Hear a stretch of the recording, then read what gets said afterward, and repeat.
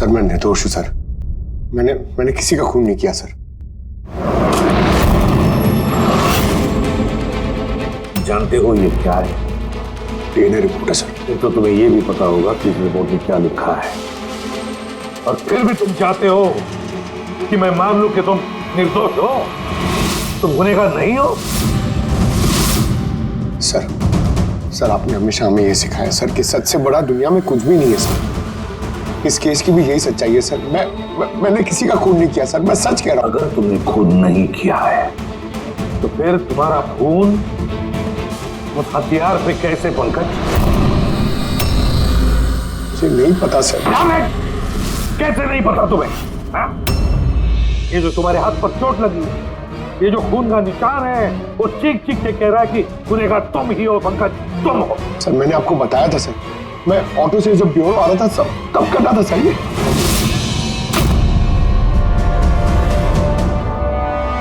Sir ये भी हो सकता है कि कोई पंकज को फंसाने की कोशिश कर रहा हो।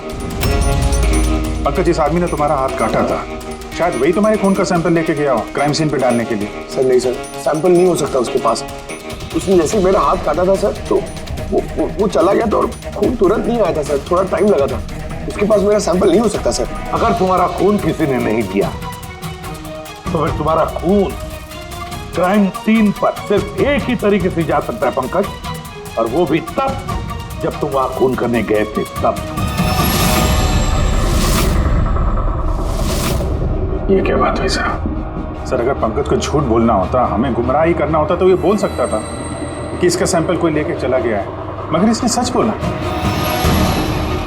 इसका सच कोई मायने नहीं रखता क्या सर? हाँ अभिजीत, सच बहुत मायने रखता है, लेकिन फिलहाल इस केस का सच यही है, इस खून का एक ही सस्पेक्ट है और वो है पंकज।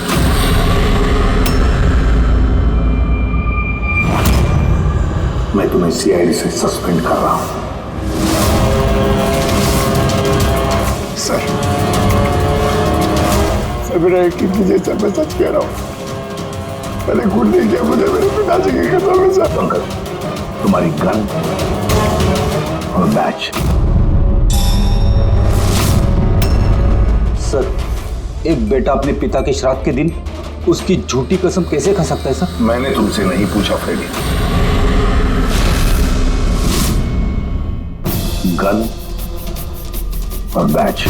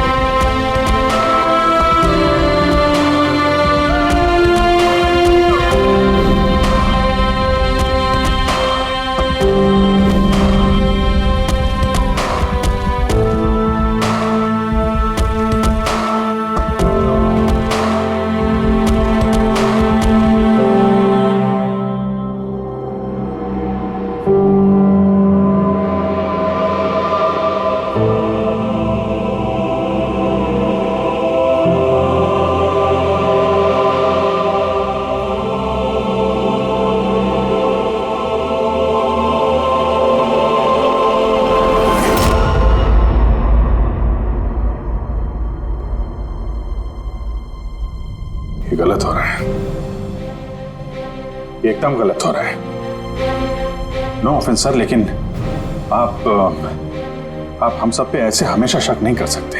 ये तुम क्या कह रहे हो अभिजीत? क्या गलत कहा मैंने?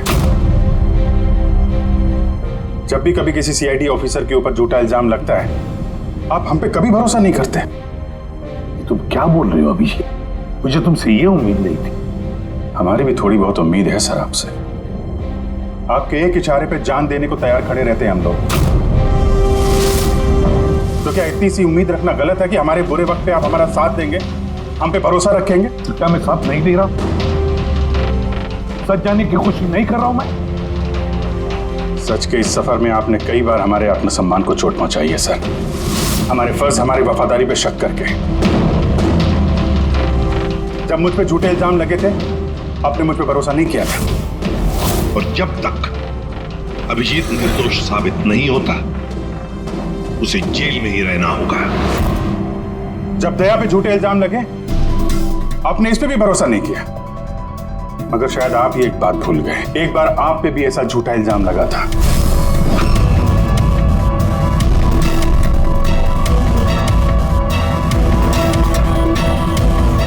उस वक्त हम में से किसी ने भी आप पे शक नहीं किया था, बल्कि एक मजबूत दीवार बनकर सामने डटे खड़े रहे थे ताकि आपके ऊपर आंच ना आ सके। तो क्या आप वो हमारी हिम्मत, वो ताकत नहीं बन सकते सर?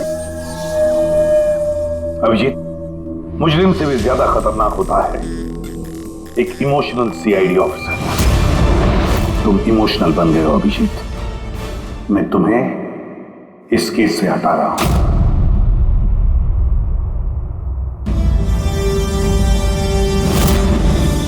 दया, पूर्वी, अब से पंकज की केस तुम दोनों इन्वेस्टिगेट करोगे, सिर्फ और सिर्फ तुम दोनों। ठीक है सर। अब आपको मुझ पे इतना भी भरोसा नहीं रहा कि मैं इस केस को न्यूट्रल तरीके से देख पाऊंगा भी या नहीं। इतने साल की ड्यूटी का ऐसा मेडल तो किस्मत वालों को मिलता है। Thank you sir.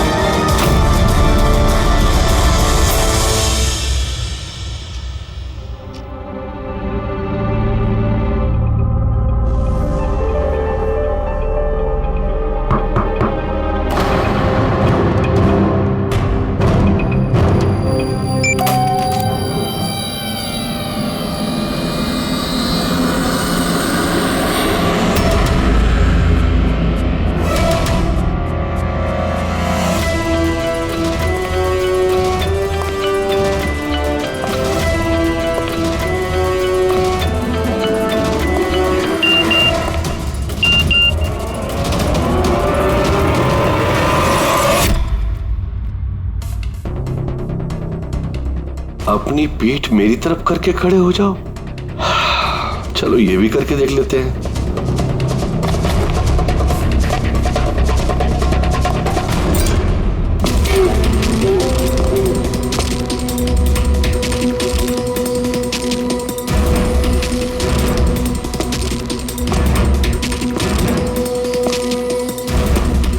आप आ गए सर?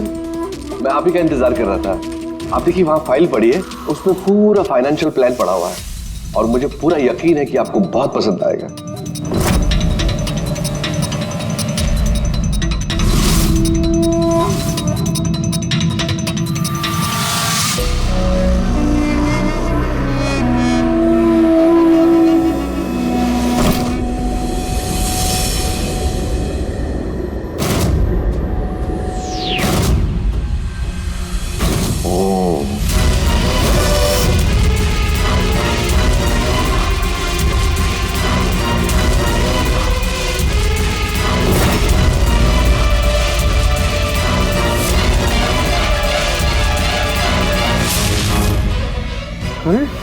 ये तो नकली है।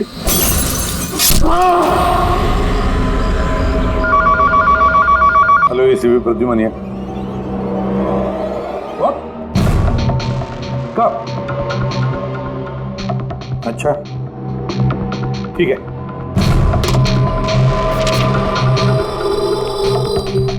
दया, अभिजीत, विक्रम विजय का खून हो गया। विक्रम विजय, वो हवाला कांड वाला सर? वही विक्रम विजय आज तक कानून से बच के भाग रहा था। आज उसका कत्ल हुआ, उसके ही घर में। एक न एक दिन तो ये होना ही था सर, इतने सारे दुश्मन पाल रखे थे उसने। सर रियली सॉरी सर, थोड़ा लेट हो गया। क्या बात है पंकज, कहाँ रह गए थे तुम? सर वो डैड का श्राद्ध था सर, आज मंदिर गया था सर पूजा करने। ठीक है, और ये हाथ में क्या हुआ? सर ये आते हुए लग गया, मामूली चोट है, इतना जोर से नहीं लगा सर।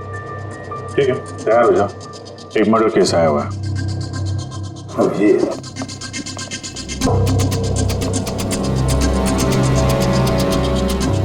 इसका मर्डर हुआ है विक्रम विजय का।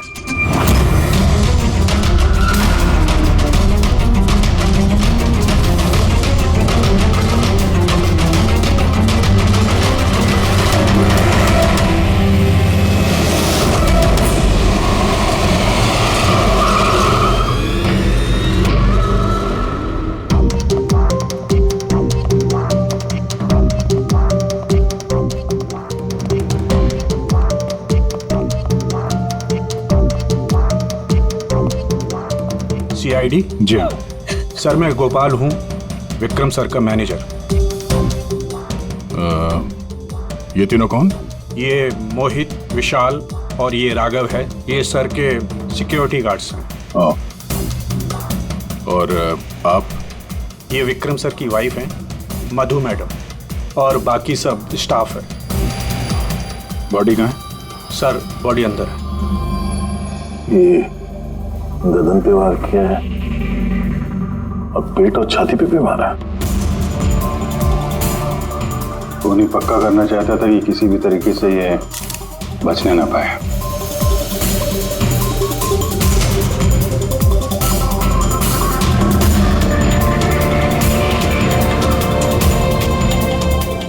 लगता है इससे हमला किया है इस पे।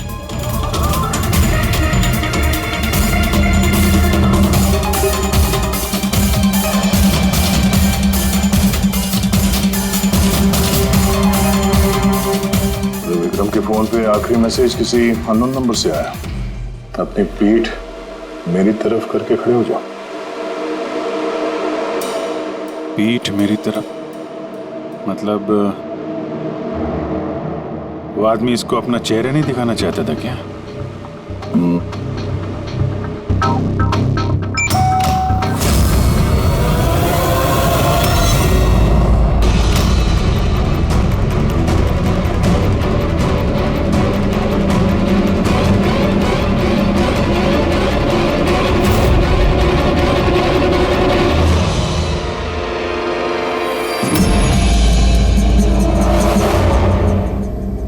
ये देखिए सर, फुलदान में से मुझे क्या मिला है? Audio recording device. Audio recording device? इस कमरे में जो भी बात हो रही थी वो कोई सुन रहा था। मैं उसका नाम तो नहीं जानती, पर वो जिस तरीके से तैयारियां करवा रहे थे उस हिसाब से तो लग रहा था जैसे वो उनका बहुत खास क्लाइंट हो और वो सिर्फ विक्रम से ही मिलना चाहता था। ये क्लाइंट विक्रम के कांटेक्ट में आया कैसे? सर मेरी वजह से। उसने मुझे पहले कांटेक्ट किया था।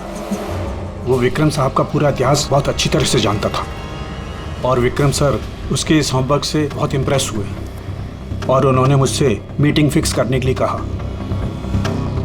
तो आप उससे पहले मिले थे? नहीं सर, उसने कॉल किया था और वो भी प्राइवेट नंबर से।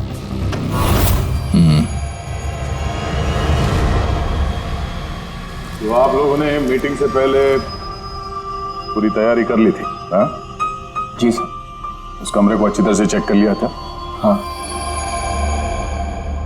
तो फिर ये ऑडियो की रिकॉर्डिंग डिवाइस ये कमरे में कैसे पहुंची? सर ये कहाँ से आया? फ्लावर में। फ्लावर पॉट में? वो तो तूने चेक किया था ना मोहित? मैंने चेक किया था सर, लेकिन मुझे फ्लावर पॉट में दिखा नहीं था। दिखा नहीं था? जी नहीं। अच्छा, ऐसे कैसे दिखा नहीं था? ब्यूरो चल, वहां पे अच्छे अच्छे को दिखने लगता है।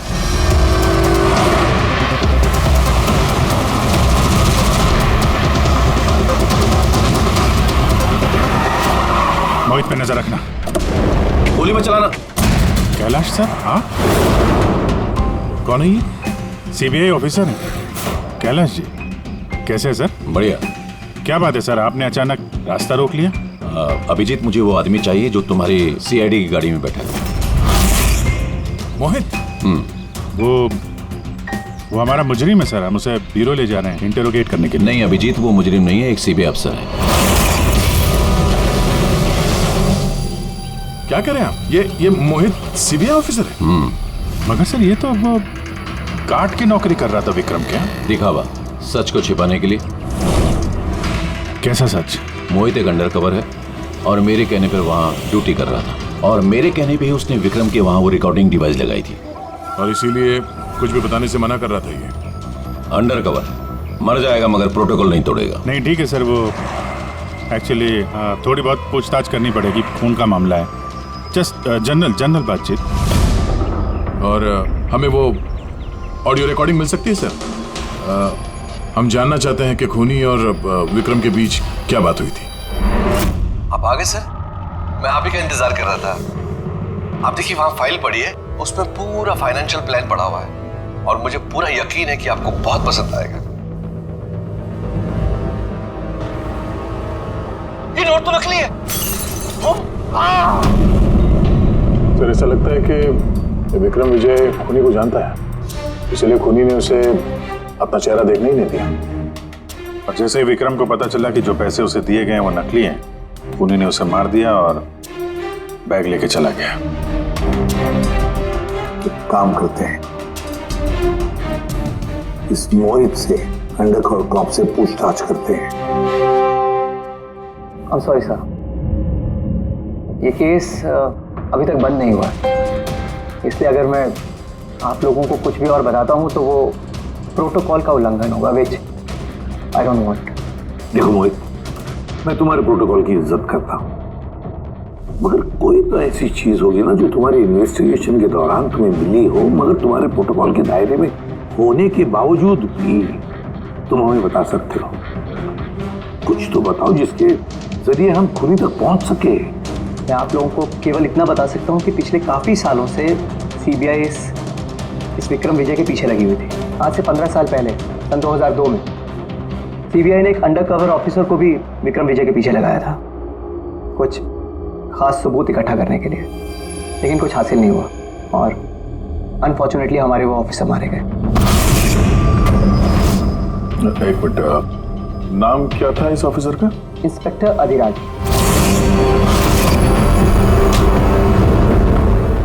इंस्पेक्टर अधिराज। इस बोतल पे जो खून है, इस खून में विक्रम की डीएनए के अलावा किसी और का भी डीएनए। विक्रम के डीएनए के अलावा किसी और का भी डीएनए है? मेरे कहने का मतलब है कोई और भी था। कौन था सारुण के? तो अपने क्रिमिनल डाटाबेस में कंपेयर करके देखा, मैच करके देखा तूने? उसकी जरूरत नहीं पड़ी। जरूरत नहीं पड़ी का क्या मतलब है सारुण के? किसका डीएनए है वो? वो डीएनए पंकज का है। व्हाट? वो डीएनए पंकज का है? हमारे पंकज का? हमारे पंकज का। यानी कैसे हो सकता है? CID officer Pankaj, CID officer Pankaj खून कर सकता है? हमारा एक ऑफिसर खून में है। लेकिन सर पंकज खून क्यों करेगा? वही तो, सीआईडी ऑफिसर खून क्यों करेगा? सर, विक्रम के घर से 1 किलोमीटर की दूरी पर पुलिस को एक लावारिस मोटरसाइकिल मिली है सर। किसकी मोटरसाइकिल है वो? सर वो पंकज की है।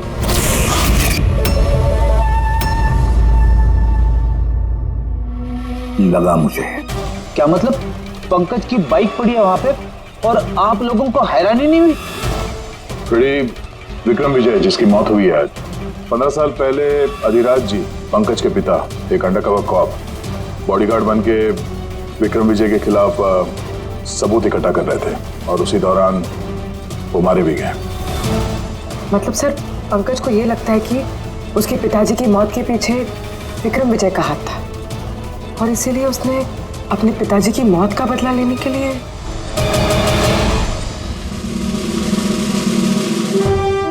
पंकज कहाँ है?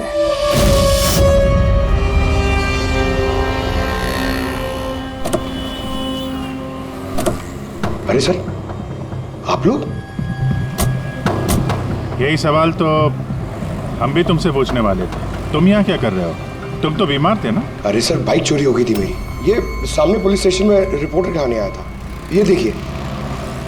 हमें पता है तुम्हारी बाइक कहाँ है। आप लोग को कैसे पता सर? तुम्हारी बाइक विक्रम विजय के घर के पास मिली है।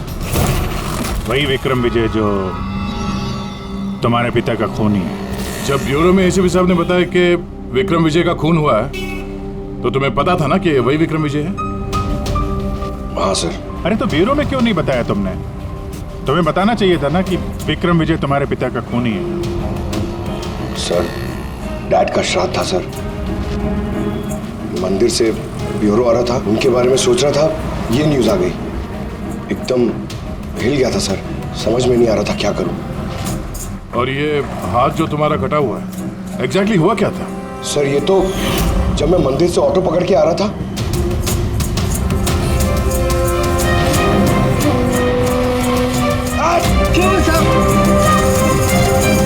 तो एक अनजान आदमी ये घाव देके चला गया यूं ही बेवजह? सर मैं जानता हूँ यकीन करना थोड़ा मुश्किल है, लेकिन सच यही है सर।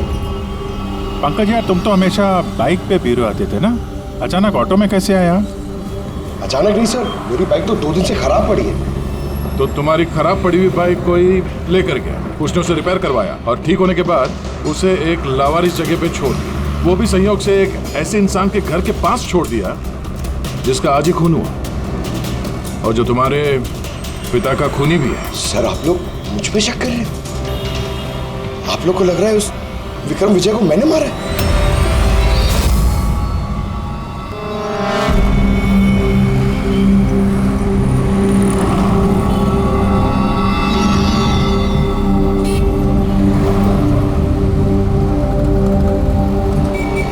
अगर ये पंकज अपने घर से विक्रम के घर पे गया होगा तो वो यहाँ इस जंक्शन से गुजरा होगा।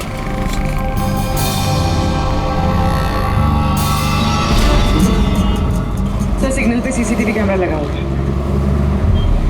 इस सीसीटीवी कैमरा के फुटेज से पता चल जाएगा कि पंकज यहाँ से गया था उस बाइक पे या कोई और था वो।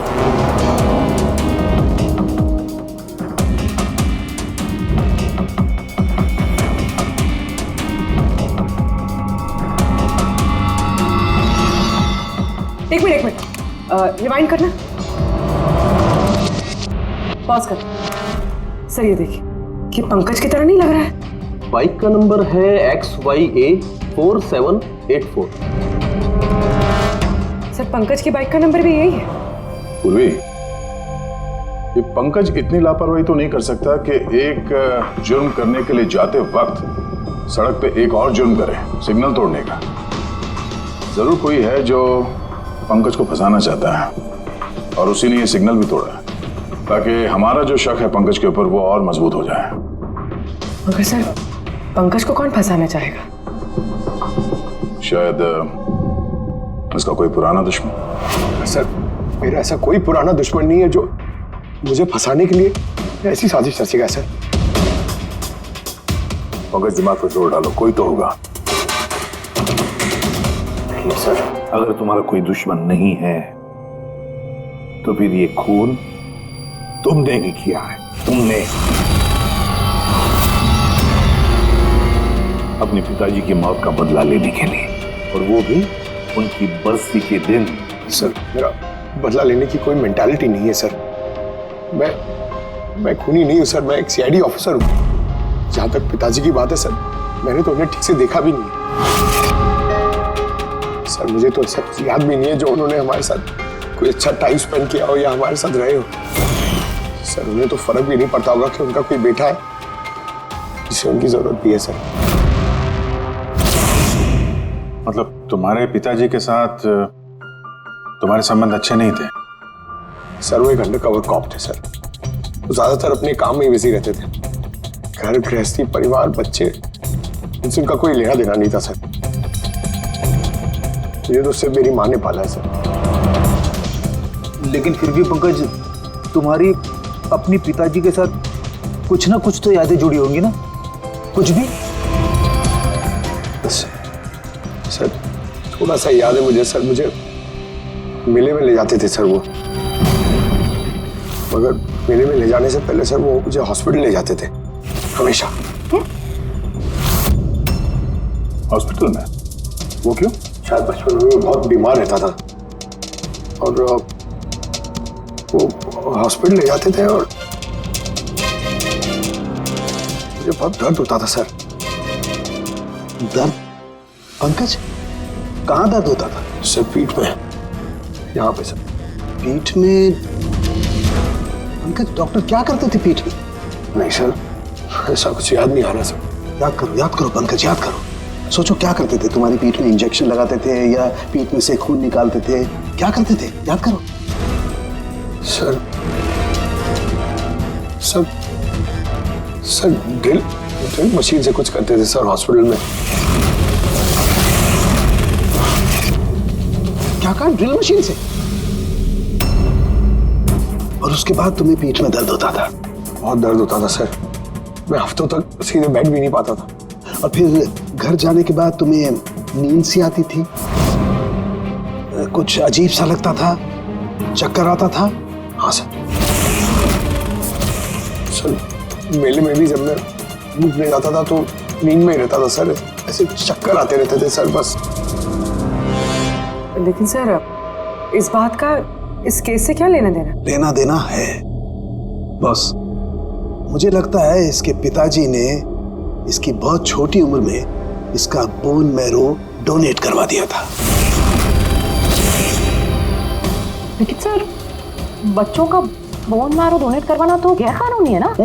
गैर कानूनी है, लेकिन मुझे लगता है बॉस पैसे की वजह से या किसी भी और वजह से उस डॉक्टर ने इसके पिताजी के लिए ये सब कुछ किया था।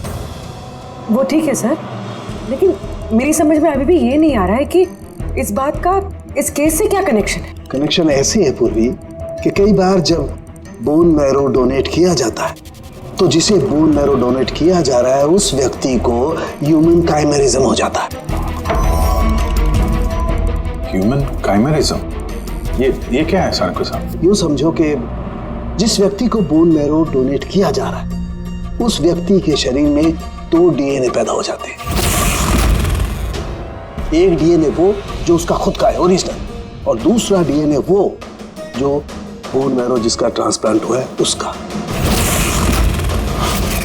तो मतलब सर पंकज का बोन मैरो जिसे मिला शायद उसके खून में भी ये पंकज का डीएनए शामिल है। Exactly that. बस मुझे लगता है कोई बहुत ही खास होगा वो जिसके लिए पंकज के पिताजी ने ये सब कुछ किया। कोई ऐसा खास आदमी जो पंकज के पिताजी इंस्पेक्टर अधिराज के बहुत ही करीब था और उसकी मौत का बदला लेने के लिए उसने ये खून कर डाला। पर कौन?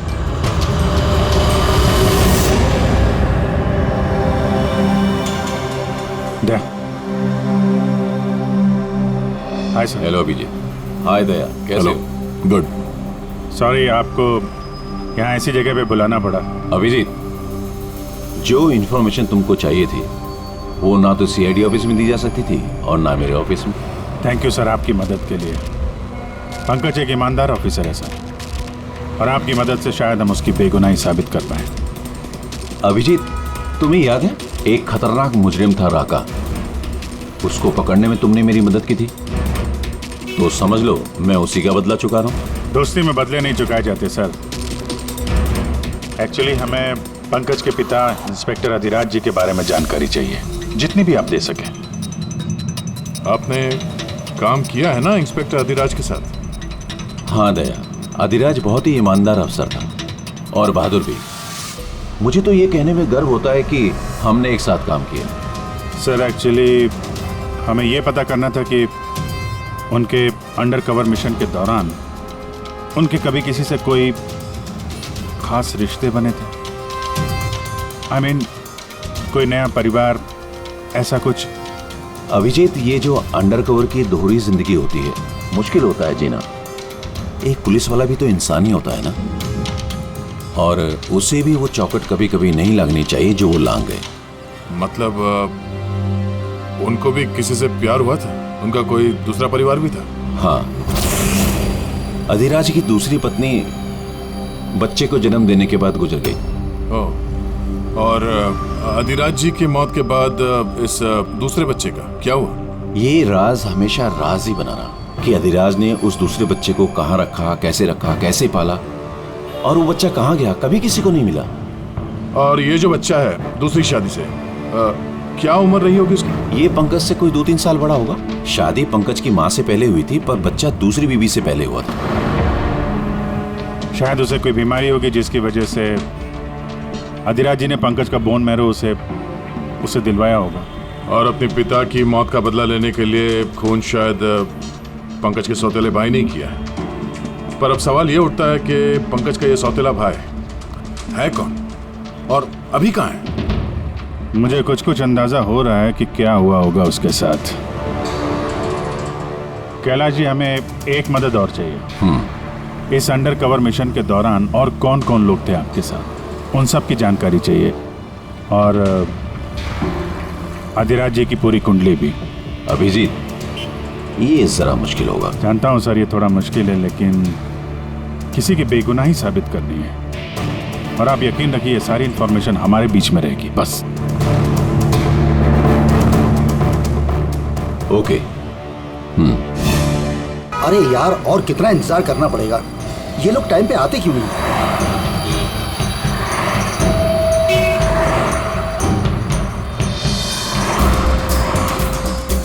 अरे यार, आधे घंटे से इंतजार कर रहा हूँ। अरे मुझे आज ही पूरा पैसा चाहिए। अरे मुझे निकलना है इस शहर से आज ही। तेरा हिसाब तो मैं आज, अभी और इसी वक्त चुकता कर दूंगा।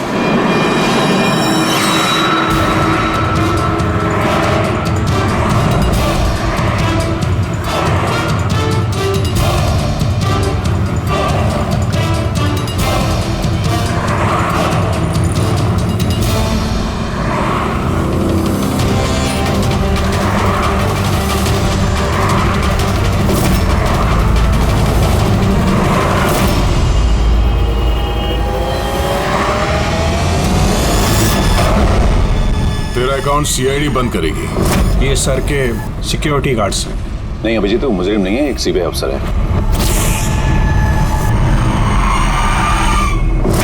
पिता के कर्ज को पूरा करना हर बेटे का धर्म होता है सर,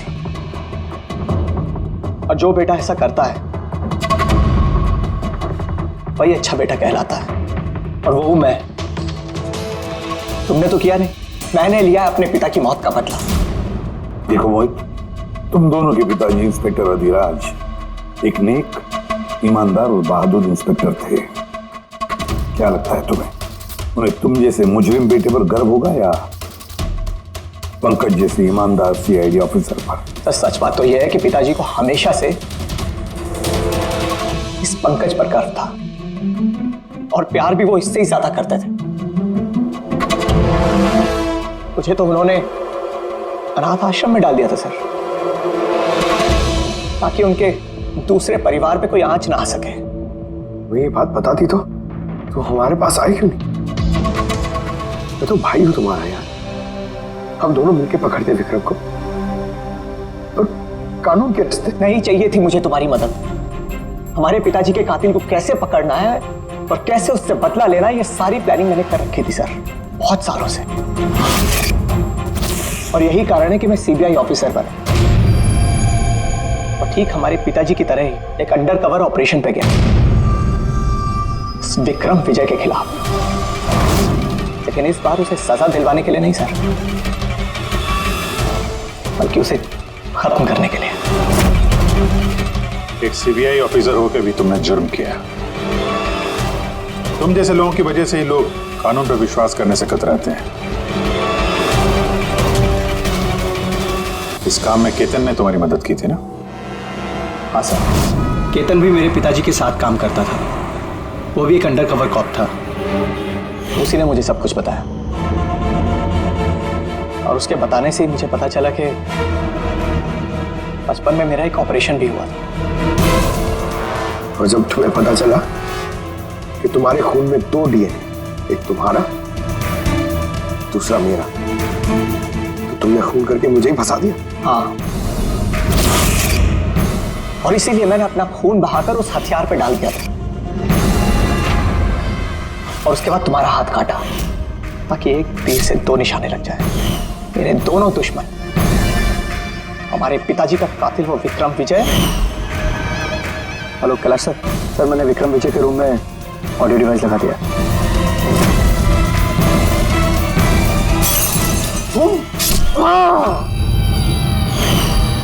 और तुमसे इतनी नफरत क्यों है तुम्हें भाई? क्यों ना करो तुमसे नफरत? आज तक सब कुछ तो तुम्हें मिला है। हमारे पिताजी का नाम, उनका प्यार, उनकी इज्जत, सब कुछ। और दुख की बात तो यह है कि ये सब कुछ मिलने के बाद भी तुम्हें इतना सा भी होश नहीं था कि हमारे पिताजी का कातिल है कौन। अगर आज मैं नहीं होता तो हम दोनों के पिताजी का कातिल आज भी जिंदा होता और खुला घूम रहा होता। और तुम्हें क्या मिला हुआ है? जेल? और खून करके तुम्हारे पिताजी को क्या मिला मरने के बाद? शर्मिंदगी? सर एक बात पूछ सकता हूं आपसे? आप लोग मुझ तक पहुंचे कैसे? क्योंकि मैंने कोई कसर नहीं छोड़ी थी सारे सबूत पंकज के खिलाफ करने में। मोहित, हम जानते थे कि पंकज ऐसा कभी नहीं करेगा। और रही बात तुम तक पहुंचने की, जब हमें 2 डीएनए के बारे में पता चला तो हमने तुम्हारे पिताजी इंस्पेक्टर रजिराज का बैकग्राउंड चेक किया। उसमें हमें पता चला कि उनका और भी एक बेटा है, तुम।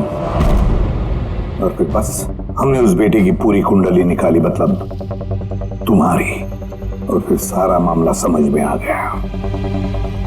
बहुत गलत किया तुमने मोहित, बहुत गलत किया। कानून तुम्हें कड़ी से कड़ी सजा देगा, शायद उम्र कैद या फांसी।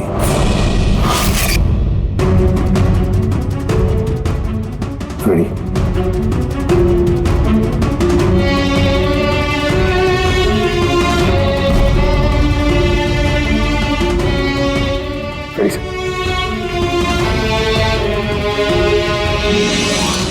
मैं जानता हूं तुम्हारे दिल में सिर्फ मेरे लिए कड़वाहट है, मगर मुझे पता ही नहीं था कि मेरा कोई एक भाई है। मुझे नहीं मालूम कि तुम्हारे साथ क्या होने वाला, मगर तुम एक बात हमेशा याद रखना, मैं तुम्हारा इंतजार कर रहा हूं। I'll wait for you.